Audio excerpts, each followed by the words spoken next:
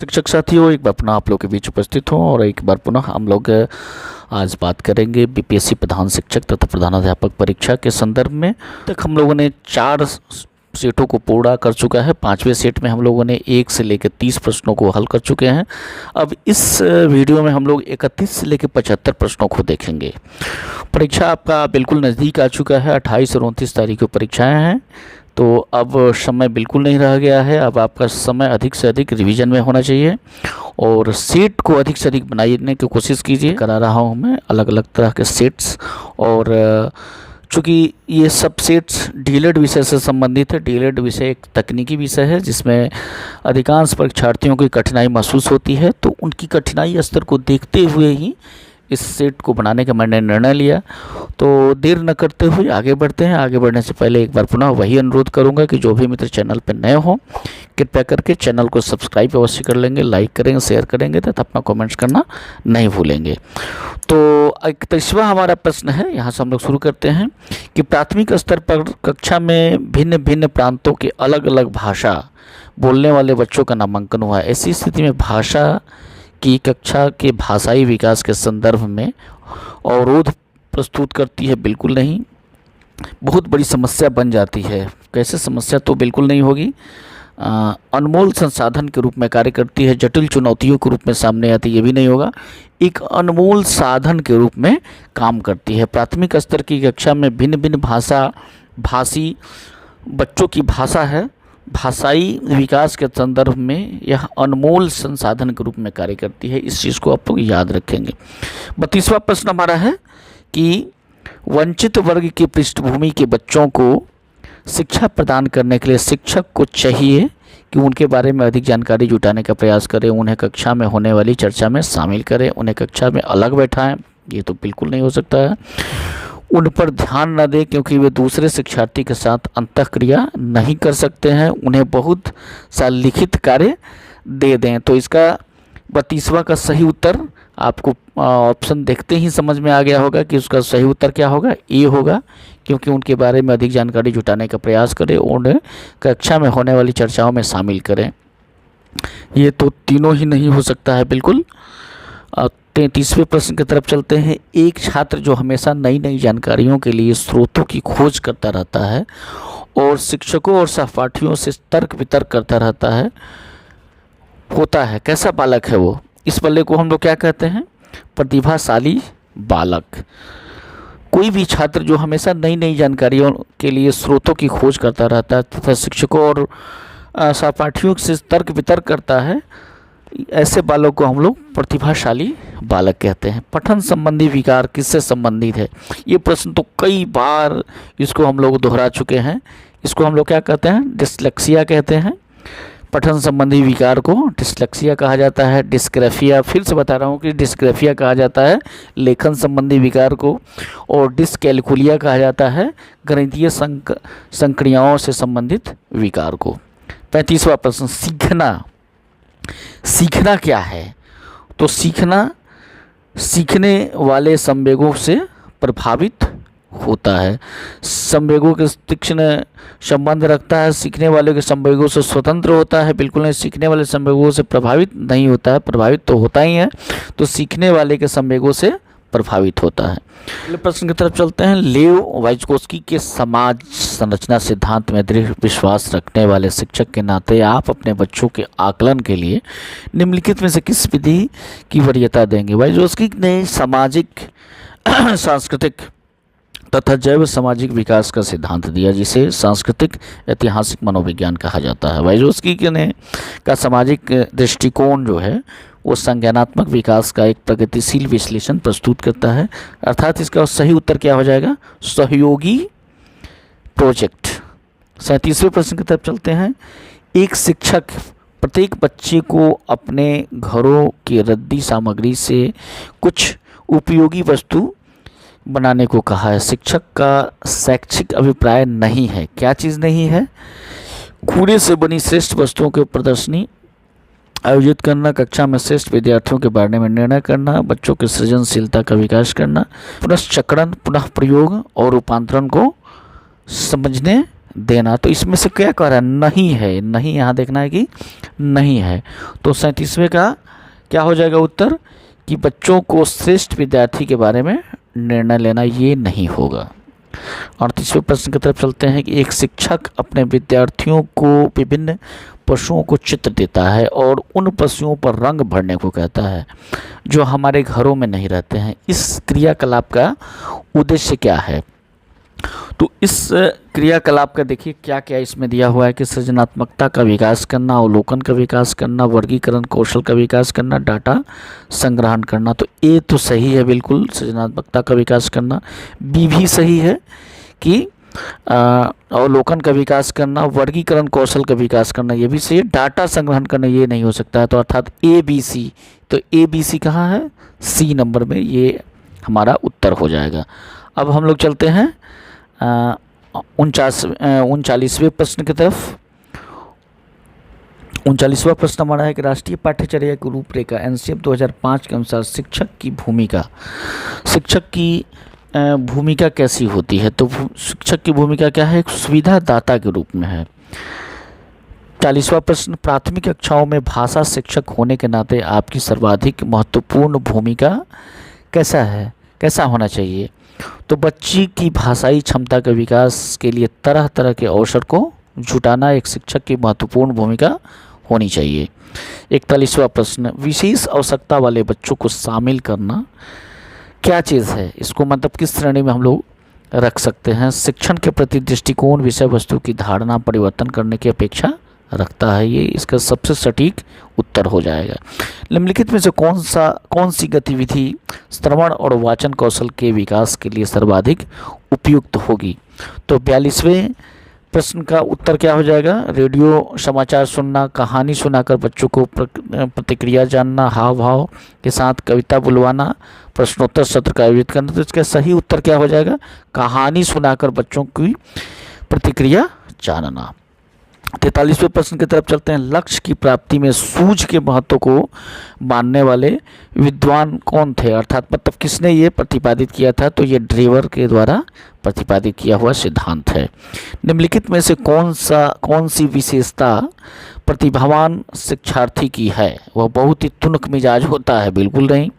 वह रस्मी व्यवहार का होता है, जैसे हाथ पैर थपथपाना, डोलना इत्यादि। वह आक्रामक और कुंठित हो जाता है। वह कक्षा की गतिविधियों की अधिक चुनौतीपूर्ण नहीं होती है, तो कम प्रेरित अनुभव करता है और ऊब जाता है। मतलब कि 44वें प्रश्न का उत्तर क्या हो जाएगा? डी हो जाएगा। अगर गतिविधि अधिक चुनौतीपूर्ण नहीं होती है तो वह उसमें उबावट होने लगती है। 45वां प्रश्न देखते हैं। एक शिक्षिका अपनी प्राथमिक कक्षा में प्रभावी अधिगम को बढ़ावा दे सकती है। कैसे दे सकती है? तो देखिए, हम लोग अपने विद्यार्थियों की प्रतियोगिता को प्रोत्साहन देकर के विषय वस्तुओं को विद्यार्थियों के जीवन के साथ संबंधित करके, सबसे सटीक इसका उत्तर होगा।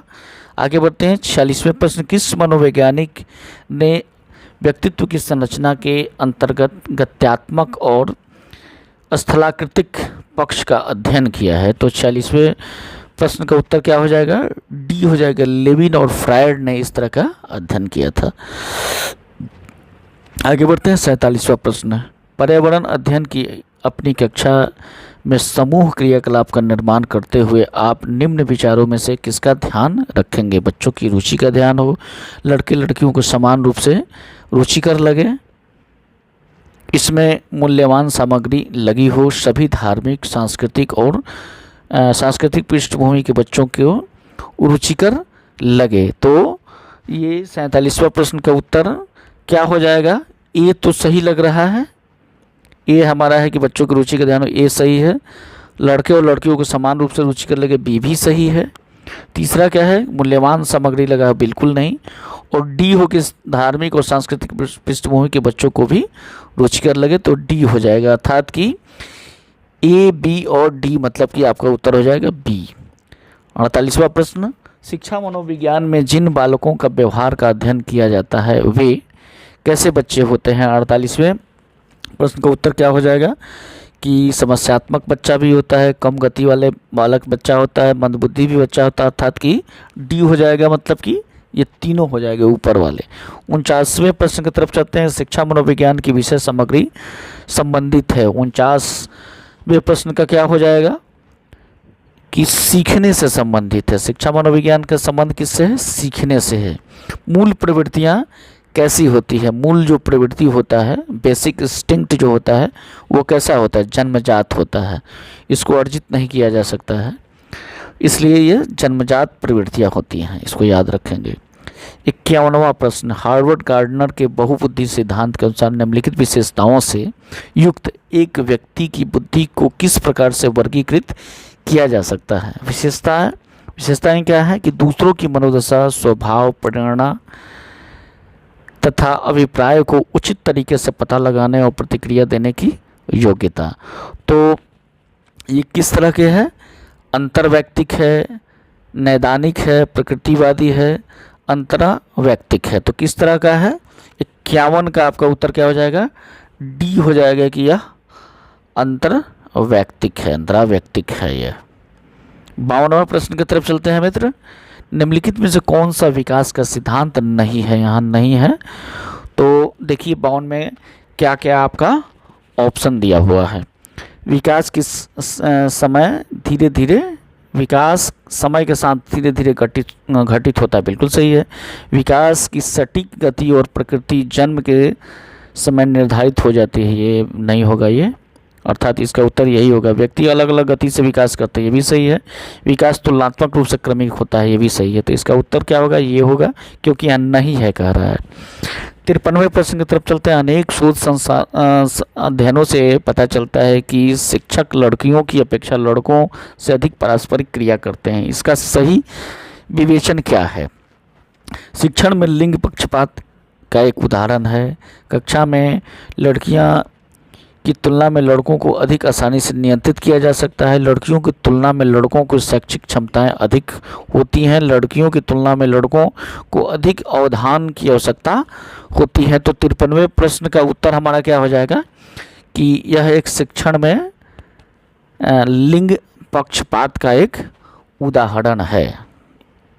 आगे बढ़ते हैं, 54वें प्रश्न की तरफ चलते हैं। निम्नलिखित में से कौन सा प्रगतिशील शिक्षा का अवधारणा के बारे में प्रमुख है? तो 54वां हमारा प्रश्न है। 54वें प्रश्न में प्रत्येक बच्चा की क्षमता और संभावना में विश्वास करना। 55वें प्रश्न में की तरफ चलते हैं। विकास में व्यक्तिक भिन्नता को समझने के लिए क्या महत्वपूर्ण है? शरीर एवं दिमाग का परिपक्वन होना पर विचार करना, वंशक्रम विशेषताओं के साथ साथ पर्यावरणीय कारकों एवं उनकी पारस्परिक क्रिया पर विचार करना, वंशगत विशेषताओं पर विचार करना जो प्रत्येक व्यक्ति के जीवन की विशेष शुरुआत देती है, पर्यावरणीय कारकों पर विचार करना जो व्यक्ति को प्रभाव करते हैं। तो इसमें से 55वें प्रश्न का उत्तर क्या हो जाएगा? तो वंशानुगत विशेषताओं के साथ साथ पर्यावरणीय कारकों पर उनकी पारस्परिक क्रिया पर विचार करना इसका बिल्कुल सही उत्तर होगा। शैक्षिक उद्देश्यों के ब्लूम के वर्गीकरण या ब्लूम टैक्सोनॉमी की बात की जा रही है कि भावनात्मक पक्ष के से निम्न में से कौन सा स्तर नहीं है। यहाँ फिर प्रश्न में आ गया नहीं है, इस बात को देखेंगे। तो क्या चीज़ नहीं है यहाँ पे? व्यवस्थापन है, आग्रहण भी है, अनुक्रिया भी है, ज्ञान नहीं है यहाँ। तो इसका सही उत्तर क्या हो जाएगा? बी, अर्थात कि ज्ञान। 57 प्रश्न पर चलते हैं। निम्नलिखित में से कौन सा समावेशी कक्षा में सबसे अधिक महत्वपूर्ण है? तो 57 प्रश्न का उत्तर क्या हो जाएगा? विशिष्ट शिक्षा योजना सबसे महत्वपूर्ण कड़ी है इसका।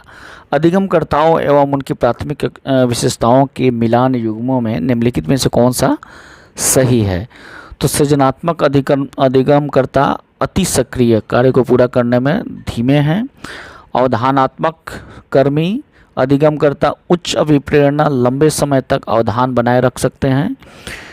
श्रव्य क्षतिग्रस्त अधिगमकर्ता यानी कि दृश्य सूचनाओं को समझ नहीं सकते हैं। पठन अक्षमता अधिगमकर्ता, धारा प्रवाह पढ़ने और लिखने में की कमी है। तो यहाँ पे देखिए कि इसमें से कौन सा है? तो सबसे जो इसका सटीक उत्तर हो जाएगा वो पठन अक्षमता अधिगमकर्ता यानी कि धारा प्रवाह पढ़ने और लिखने में कमी है। 59वें प्रश्न की तरफ चलते हैं। निम्न में से कौन सा शिक्षण विधि प्रजातांत्रिक नहीं है? तो 59वें प्रश्न का उत्तर क्या हो जाएगा? व्याख्यान विधि प्रजातांत्रिक इसलिए नहीं है क्योंकि ये एक तरह की ऑटोक्रेसी को दिखलाता है कि एक आदमी लगातार अपने मन की बात बोलते जाता है और बाकी लोग उस चीज़ को सुनते हैं। प्रोजेक्ट विधि बिल्कुल प्रजातांत्रिक है, समूह परिचर्चा बिल्कुल प्रजातांत्रिक है, सहसहयोग विधि ये प्रजातांत्रिक विधि पर आधारित है। ये तीनों प्रजातांत्रिक श्रेणी में रखेंगे। व्याख्यान विधि प्रजातांत्रिक नहीं है। 60वें प्रश्न की तरफ चलते हैं। श्रव्य रूप से बाधित विद्यार्थियों के साथ कार्य करते समय एक शिक्षक को किस प्रकार के अनुकूलन करना चाहिए? तो 60वें प्रश्न का उत्तर क्या होना चाहिए? स्पष्ट रूप से बोलना तथा छूकर महसूस करने वाली सामग्रियों का अधिक मात्रा में प्रयोग करना, कई प्रकार के द्रव्य प्रस्तुतियों का प्रयोग करना नहीं होगा, अनेक प्रकार के लिखित कार्यों विशेष रूप से वर्कशीटों पर ध्यान केंद्रित करना, स्वयं अभिविन्यास करना ताकि विद्यार्थी उसे ध्यान दे सके। तो इसका सही सटीक हो जाएगा कि स्पष्ट रूप से बोलना तथा छूकर महसूस करने वाली सामग्रियों को अधिक मात्रा में प्रयोग करना, क्योंकि यहाँ क्या है, दृश्य रूप से बाधित बच्चा है तो उसको इस तरह की सामग्री देंगे जो कि स्पष्ट रूप से वह छू कर देख करके महसूस कर सके तथा बोल सके। 61वें प्रश्न की तरफ चलते हैं। निम्न में से कौन सी समावेशी शिक्षा का एक विशेषता नहीं है? फिर यहाँ नहीं है प्रश्न में, तो नहीं है क्या है? यह केवल विशेष आवश्यकता वाले छात्रों को सीखने की प्रवृत्ति करती है, ये नहीं है। यह दिव्यांग बालकों की देखभाल और शिक्षा व्यक्तिगत विकास की ओर सेवा बदलाव है, बिल्कुल सही है। समावेशी शिक्षा सतत प्रक्रिया है, यह उपार्जित अवस्था या उत्पाद नहीं है। यह सभी विद्यार्थियों की क्षमताओं को अधिकतम स्तर तक बढ़ाना चाहती है, ये भी सही है। तो यहाँ नहीं है तो इसका उत्तर क्या हो जाएगा? ए हो जाएगा। 62वें प्रश्न की तरफ चलते हैं मित्र। निम्नलिखित में से कौन सा कक्षा शिक्षण में जनतांत्रिक शिक्षण नीति नहीं है? फिर यहाँ पे नहीं है आ गया है, तो नहीं है क्या? मस्तिष्क उद्वेलन जो है ये नहीं है। योजना तो बिल्कुल है, इसलिए अन्वेषण है, तो मस्तिष्क उद्वेलन कह रहा है कि शिक्षण व्यवस्था नीति नहीं है, तो ये हो जाएगा उसका उत्तर। 63वें प्रश्न की तरफ मित्र चलते हैं। 63वां प्रश्न हमारा है कि निम्नलिखित में से कौन सा शिक्षण अधिगम का स्तर नहीं है? तो 63वें प्रश्न का हमारा उत्तर क्या हो जाएगा? दूरवर्ती स्तर। अवबोध का स्तर होता है, परावर्ती स्तर भी होता है, स्मृति का स्तर भी होता है, दूरवर्ती स्तर नहीं होता है, तो नहीं ही है, तो ये हो जाएगा हमारा उत्तर। निम्न में से कौन सा सूक्ष्म शिक्षण की विचारधारा से संबंधित नहीं है? तो 64वें का उत्तर क्या हो जाएगा? DW एलन नहीं है। बुश और डेविड ह्यूम, एचिसन, इन लोगों का कुछ ना कुछ संबंध सूक्ष्म शिक्षण से है, तो संबंधित बिल्कुल नहीं है विचारधारा से, तो DW एलन। समस्या समाधान में लक्ष्य प्रवणता के संप्रत्यय को किसने प्रस्तावित किया था? तो 65वें का उत्तर क्या हो जाएगा आपका? हल के द्वारा ये किया गया था। छात्रों में सही व्यवहार के प्रशिक्षण हेतु सर्वाधिक महत्वपूर्ण भूमिका क्या है? तो सर्वाधिक महत्वपूर्ण भूमिका क्या है? 66वें का उत्तर हो जाएगा सही व्यवहार का प्रस्तुतिकरण। द बिहेवियर ऑफ ऑर्गेनिज्म नामक पुस्तक के लेखक कौन है? तो इसके लेखक कौन है? स्कीनर हैं, इसे याद रखेंगे, परीक्षा में पूछा जा सकता है। अधिगम का पठार, अधिगम का पठार क्या होता है? तो अधिगम में अवरुद्ध वर्धन को ही अधिगम का पठार कहा जाता है। जो संबंध स्कीनर का चूहों से और थर्नडाइक के बिल्लियों से था, वही संबंध कोहलर का किस चीज़ था? मतलब कोहलर ने अपना जो प्रयोग वो किस चीज़ पर किया था? तो इसका सही उत्तर क्या हो जाएगा? वन मानुषों पर किया था। मानव विज्ञान शाला उत्तर प्रदेश में कहाँ स्थित है? तो उत्तर प्रदेश के इलाहाबाद शहर, जो कि अभी प्रयागराज कहलाता है, वहाँ पे स्थित है। निम्नलिखित में से कौन सा फ्लेडलर की अंतःक्रिया की विश्लेषणात्मक प्रणाली से संबंधित नहीं है? फिर यहाँ पे नहीं है आया है, तो अभिभावक कथन नहीं है। छात्र कथन तो होगा ही, शिक्षक कथन भी होगा, मौन भी होगा, अभिभावक कथन नहीं होगा। संभाषण में अर्थ की लघुतम इकाई क्या है? 72वें प्रश्न का उत्तर क्या हो जाएगा? रूपग्राम। हम करके सीखते हैं, यह किसने कहा था? 73वां का क्या हो जाएगा? सिम्पसन ने इस बात को कहा था। निम्न में से 74वां प्रश्न, निम्न में से कौन सा व्यक्तित्व के गुण सिद्धांत से संबंधित नहीं है? तो नहीं है मतलब कि 74वां का क्या हो जाएगा? फ्रायड, सिगमंड फ्रायड का जो व्यक्तित्व का गुण सिद्धांत इसमें से नहीं है। 75वां और अंतिम प्रश्न है कि शिक्षण की अंतःक्रियात्मक अवस्था में मुख्य संक्रिया होती है। तो 75वां का उत्तर क्या हो जाएगा? निदान की भी होती है, प्रत्यक्षीकरण की भी होती है, क्रिया और प्रतिक्रिया की भी होती है, अर्थात इसका उत्तर क्या हो जाएगा? ये सभी हो जाएगा। तो इस प्रकार इस वीडियो में आप लोगों ने देखा 31 से लेकर 75 प्रश्नों को। यह सेट नंबर 5 है और आगे हम लोग छठे और सातवें सेट पर भी चर्चा करेंगे। फिलहाल इस सेट को आप लोग अधिक से अधिक देखें, समझें तथा अपने मित्रों के पास शेयर करें। परीक्षा को आपकी अग्रिम शुभकामनाएं हैं। यह परीक्षा आपके लिए सफलतादायी हो, सफल हो। बहुत बहुत धन्यवाद मित्र।